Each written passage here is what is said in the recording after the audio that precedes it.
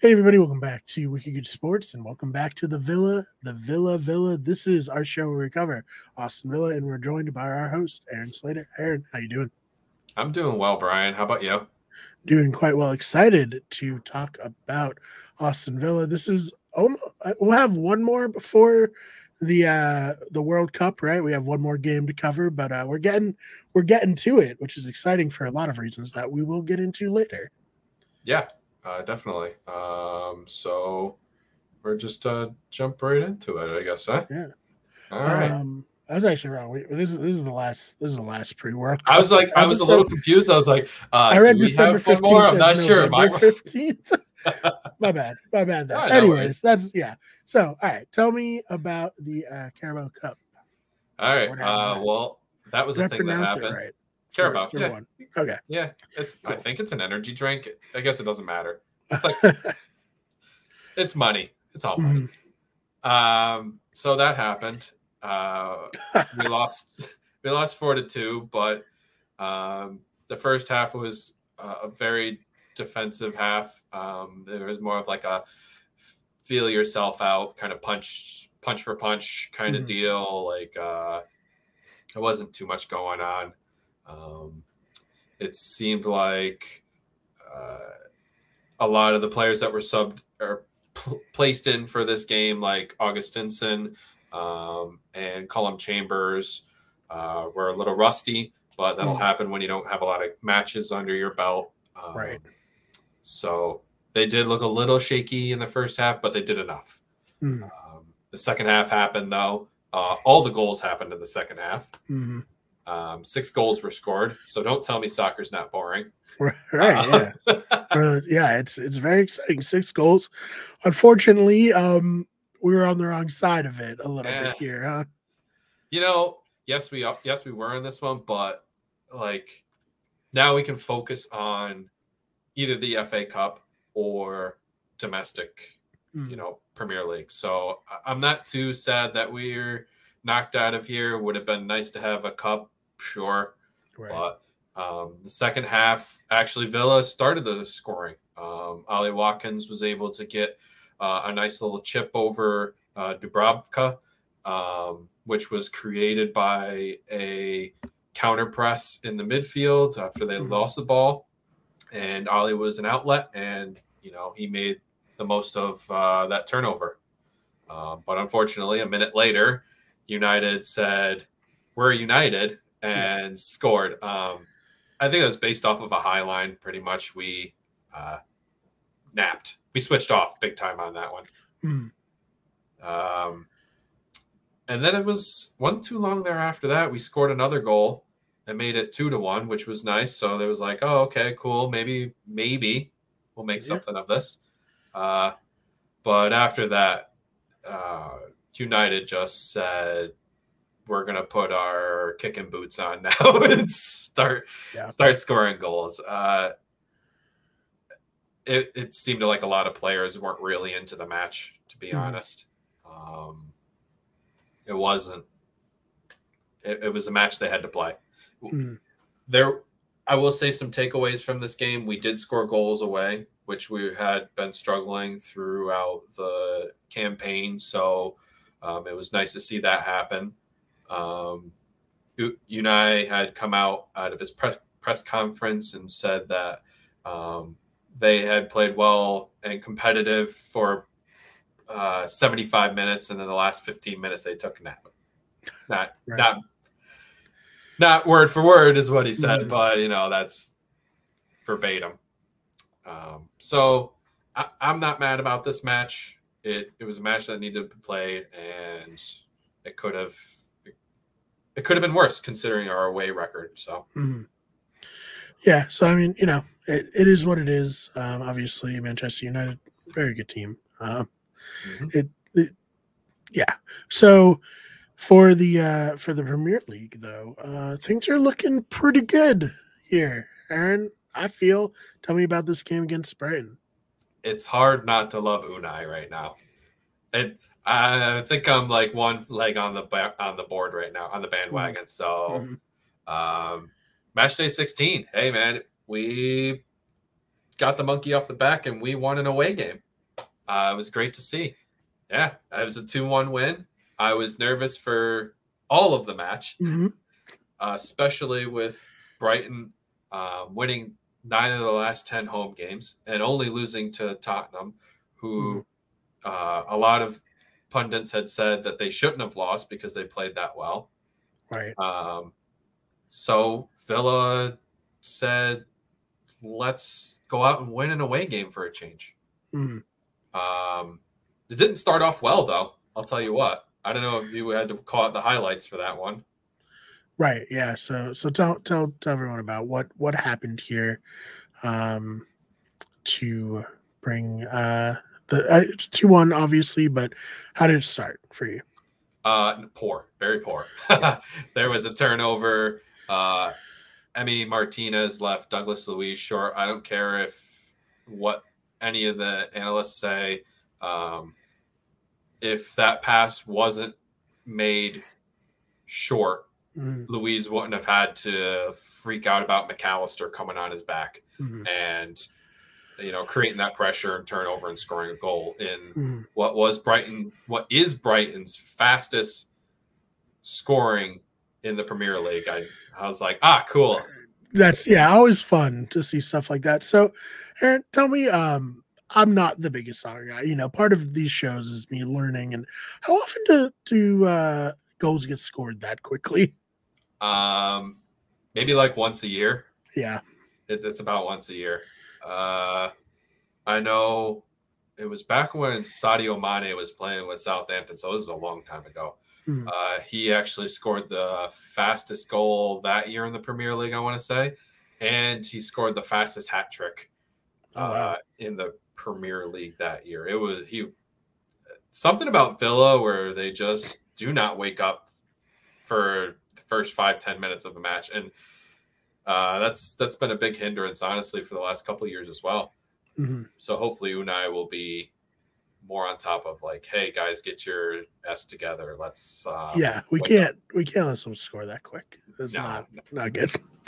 But they rebounded. So they came back, and this is what I liked about this particular game is that we showed resilience. We didn't give up. We didn't say, okay, well, they have this amazing record at home. We're not going to be able to, score or whatnot. Right. It took them like 21 minutes. It took a PK. McGinn got fouled in the box by Lewis Dunk. The pass that was made to McGinn was a beautiful pass by Buendia. And Ings came to the spot, who normally doesn't start for us. He is a startable striker, but Unai prefers the work rate of Ali better, who was sick this match, who wasn't featured on the bench. Came in and knocked in the PK, made it 1-1. It was really an uplifting thing to see us be able to not just fall into the routine. Right. To come back. I mean, I would imagine, and like with any sport, if you get down immediately, you can kind of start thinking, maybe it's just not our day. But they didn't do that. And what about the second goal? The second goal. That one happened later on. That one happened in the second half. I'm drawing a blank on how that happened. Oh, right. That's how that happened. Cash had received the ball on the right. He was able to get to the byline, which just means the end line there.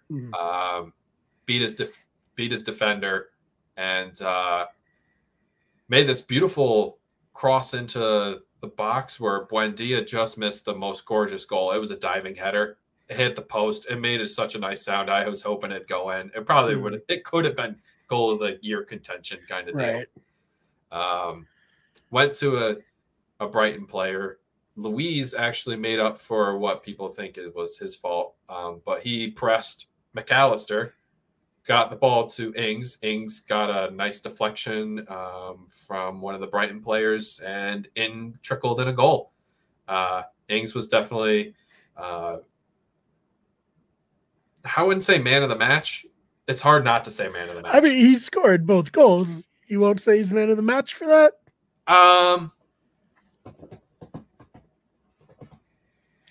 Right now, just because I can't think of anybody else who would have been any better. I mean, if we didn't have him on there, we don't win. So exactly. Danny, if you ever watch this, just know I fought for you here. I wanted you to be man of the match. So. But it was all Brighton after that because we ended up subbing some offensive players off for defensive players, and we ended up playing a 6-man in the back. We ended up doing like a 6-3-1, which was insane. If that math checks out. Yeah, that math checks out. So and we just said, park the bus. We'll invite crosses in, and we'll knock some headers away. It wasn't all, all sunshine and rainbows. There was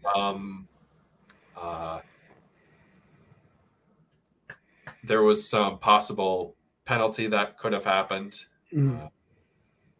Luca Dean got stuck on the ball too long, didn't realize Marsh was coming on him so quickly, and VAR had to intervene with that one. Thankfully, because it wasn't a clear and obvious, whatever that means in this day and age, I don't know. Right. The PK wasn't allowed. Don't worry, we don't know what clear and obvious means in any sport, so don't feel too bad. It's never clear nor obvious, it seems. So it was good to see Villa be able to hold a win away and be able to be resilient enough to knock another top 7 team. That'd be 2 wins against top 7 teams in 2 times in a row. So we've been looking good. I've enjoyed it. Yeah, I mean, we talked about it before we started recording, but is it us? Is recording this show like the reason? Probably not. It's probably more the new coach, but I like to think, they're aware. They're like, hey, we got our own dedicated show here on this small sports network. But yeah, can you kind of like tell me what like the shift has been with Unai and how this team has really really kind of changed their season around? At least it seems that way. I don't know if that's inaccurate anyway. I think it's an accurate statement. The team doesn't seem like their heads are down. When Gerard was coaching, it seemed like everything was forced. Everything was like, we're being paid a ton of money and we have to play soccer and we're not really enjoying it. So, but our fans are coming to show. Right. But with Unai, it just seems like it seems more fluid, and everybody wants to learn from him because he's such a good tactical brain. And that's what I keep reading a bunch about is the man loves soccer and he loves tactics and he loves being able to outwit the other competitor. And it's been a breath of fresh air seeing somebody who wants to be so dedicated and not just like, I don't want to knock Dean Smith about this. He was a Villa man. He loved Villa. He grew up being a Villa fan, but he just didn't have the same tactical ability. And Gerard was just looking to use us as a stepping stone, essentially, to Liverpool. Didn't work out. No, I mean, it really looked like he bombed that career a little bit. Yeah. But seeing Unai, I'm on board. Honestly. I'm glad that this World Cup is happening the way it is, where it is. It gives 6 weeks of break and being able to what's the word I'm looking for? Imply his tactical abilities and what he wants to influence in the game. Yeah, it's kind of like a mini off season, right? For like where like you can kind of like, okay, where are we at? Who are our players? What do we need to do? And that's kind of like a stroke of luck with just how everything worked out to have a new coach come in the middle of the season and still have like almost like an off season to get everything right. And I'm very excited to see what happened in the second half.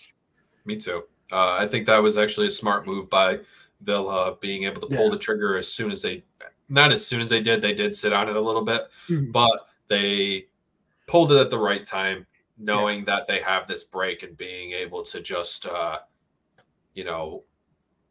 have this mini off season. Exactly. Yeah, I think it's great. And you see a lot of times teams of all sports like can kind of be like, well, we don't want to rock the boat. We don't want to, maybe we'll just give them the whole season. But there's sometimes where it's not working. Right. It has to be over, and you You have can to only just hit cut it. you can only hit your head against the brick wall so many times before it just Exactly. doesn't work. And like, here's the cool thing about soccer too, is their Villa's playing a friendly against Sevilla, I want to say, in a couple weeks. So like we're able to schedule friendlies against other clubs now that are willing to want to keep their players fit and not be lazy eating potato chips. Yeah, 6 weeks is a long time to not play at all. So, because not everyone's going to be playing in the World Cup.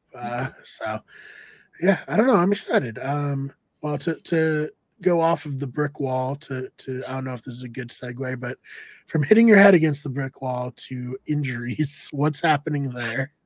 There was a couple knocks that had happened from this game. I want to say Buendia had his foot stepped on. That might be looked at with these boots being so thin. There's really no cushion, so you feel the full stud. Like you're just feeling like a 200-pound man on your foot. Yeah. Nice. And then Jacob Ramsey seemed like he wanted to come out, I think it was 20 minutes into the game or something like that, with a hamstring injury. Ended up toughing it out for like 71 minutes. Good for him. Yeah. But he looks like he might have picked up like a hamstring knock or something like that. I don't have anything official, but that's just me seeing what I saw on the field. Other than that, Coutinho's still out. We're not going to have him for a while. And Diego Carlos was walking around. I don't think I saw a boot on him, which is nice. He tore his Achilles. So ruptured. I'm not sure if that's any different. But I don't know. Both sound horrible, and I don't want them to happen to me, but I'm not 100% sure. Now, the word rupture anywhere on your body sounds awful. Yeah, it does sound worse than tore, but I don't know. You just like picture like it exploding. Yeah, right. We'll have to get a doctor to weigh in on these designations. It's not me. Oh man. All right. Well, is there anything else you want to talk about that we didn't get to today? I think that is everything right there today, Brian. It's a lot of World Cup stuff going on. So yes. So we'll be covering it. Did we officially announce it yet? I don't know if we have, but I think there was just talks about it. I don't think we officially announced it. Yes. So do you want to officially announce the new podcast and everything that we got going on? Sorry, Rhett, but it's happening on here. Well, you guys are going to record right after this. What else is going to happen? I don't know, but I don't want him to get sad. Okay, there's a new soccer podcast. Aaron and Rhett are hosting it. It's Swinging at Shins. It's a Premier League podcast where they're going to get way more in depth than we do here, though we're still going to keep doing these shows because I'm having a lot of fun both talking to you guys and learning about the Premier League in general. So watch for that. It's going to have clips on this channel, like a 10-minute clip for various topics like we do here, but we're going to have a second channel soon where you can subscribe, and that's going to be the entire podcast. It'll be on podcast services. It's very exciting, and we're going to use that brand probably to cover the World Cup itself, to kind of hopefully launch the podcast in a good way. So when that comes out, well, of course, I'll plug it on every show that we do. You'll be sick of hearing me, but when it comes out, please subscribe on all the podcast services and on YouTube. Aaron, anything you want to plug other than that before we get on out of here? Way West Stands. Yes, the other Way West Stands.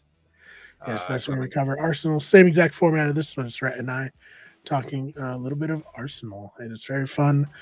Other than that, anything? And his Albany Gooners. Yes, yes. Links will be in the description down below. If you're an Arsenal fan, or really, I feel like if you're in the Albany area and you're a Premier League fan, a soccer fan in general, check that out. It's a great community that right and you're building out, and yeah, go watch some games together, some camaraderie at a bar. Yep. I mean, sounds awesome. First thing on a Saturday or Sunday sounds like where I want to be. A pint of beer and some waffles, and that's a great day. It sounds awesome. So yeah, please check out those. Links will be in the description down below. As for the channel, you can follow me on Twitter at the fake BMR. That's BMAR. Our channel is on Twitter at Wicked Sport or WG Everything. Instagram Wicked Everything. Twitch is twitch.tv/Wicked Everything. And on TikTok, search Wicked Good Sports. Search Wicked Good Everything. Aaron, thank you so much for your time. Thank you, Brian. We'll see you all in the next one.